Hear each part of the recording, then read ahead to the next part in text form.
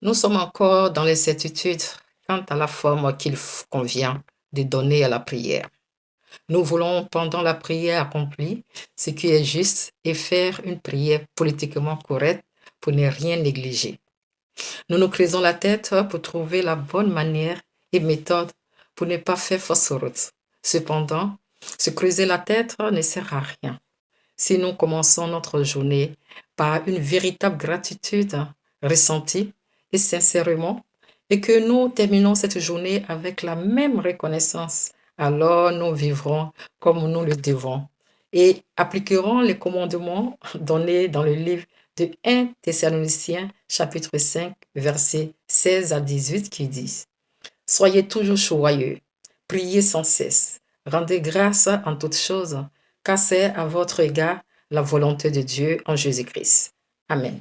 Eh bien, que chacun de nos actes soit élaboré avec application et soin, comme une prière agréable à Dieu, équipée de reconnaissance.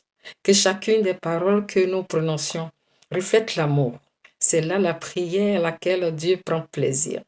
Ce n'est pas si difficile et cela ne nous prend pas de temps. Un court instant de sincère et profonde gratitude envers Dieu est bien plus efficace et indiqué que de longues heures passées à réciter des prières que nous ne pouvons même pas suivre avec l'esprit.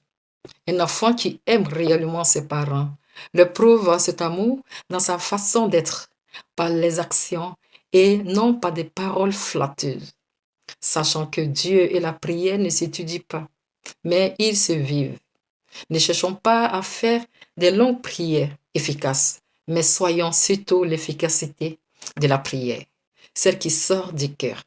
Évitons d'être des pharisiens qui font de Dieu et de son œuvre une profession intellectuelle religieuse, tout dans l'apparence et vide dans le cœur. Ces pharisiens physiques au temps de notre Seigneur Jésus-Christ sont devenus à notre époque des pharisiens spirituels qui ont rempli le corps de Christ. Soyons humbles comme des enfants, même dans nos prières, afin d'être approuvés de Dieu. Évitons l'orgueil spirituel, comme le dit le Seigneur dans le livre de Matthieu, chapitre 23, versets 12 à 13. Quiconque s'élèvera sera abaissé, et quiconque s'abaissera sera élevé. Malheur à vous, scribes et pharisiens hypocrites, parce que vous fermez aux hommes le royaume des cieux. Vous n'y rentrez pas vous-même et vous n'y laissez pas les autres entrer. Amen. Que notre cœur soit rempli de compassion et d'amour. Que l'esprit des pharisiens ne nous anime pas. Mes frères et sœurs du monde entier, je vous salue dans le nom tout puissant de Jésus-Christ. Que la grâce de notre Seigneur soit dans notre maison. Amen.